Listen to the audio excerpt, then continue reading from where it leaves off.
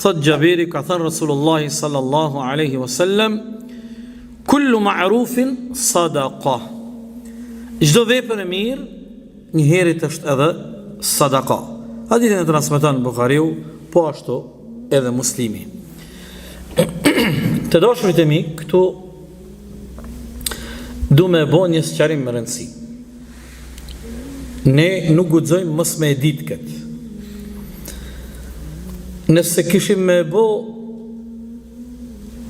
një sondazh dhe me i pyet të gjithë njerëzit, një numër të madh njerëzve, e në mesin e tyre të atill edhe që janë musliman, besimtar, namazli, por edhe musliman që janë larg prej namazit, prej xhamis, por edhe asi musliman që shumë pak ose fare s'kan njohuri për fen, dhe kishte me qenë kjo pyetja. Çka quajmë vepër të mirë? Cila është vepra e mirë?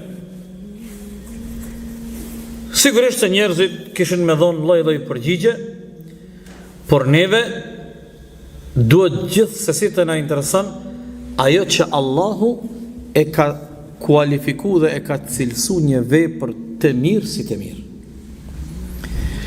Po është natyra njerëzore, është natyrshmëria. Janë disa gjëra unike që shumica njerëzve në mënyrë të heshtur kanë unanimitet, janë të pajtuar që kjo është e mirë, që kjo është e mirë. Dhe kjo vjen prej natyrshmërisë, prej fitrës. Por duke e ditë se ata që janë larg nga rruga e Allahut zhyten në gjinoa në harame, atëherë fitraja, natyrshmëria e tyre nuk është shumë aktive, apo nuk dëgjohet zëri i fitrës.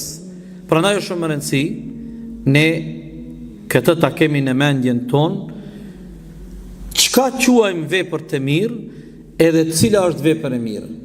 Përgjigjja është se vepër e mirë është çdo vepër e mirë të cilën Allahu e ka kualifikuar dhe e ka quajtur apo e ka cilësuar si vepër të mirë, dhe edhe e kundërta. Çdo vepër që Allahu e ka cilësuar dhe e ka quajtur e keqe, ajo është e keqe.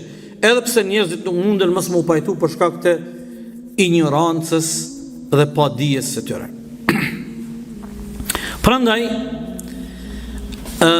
kur ka thonë pejgamberi alayhis salam, çdo vepër e mirë është sadaka, këtu është për qëllim çdo vepër e mirë që i plotson ato kushtet që Allahu e ka quajtur një vepër të mirë, për të mirë është sadaka.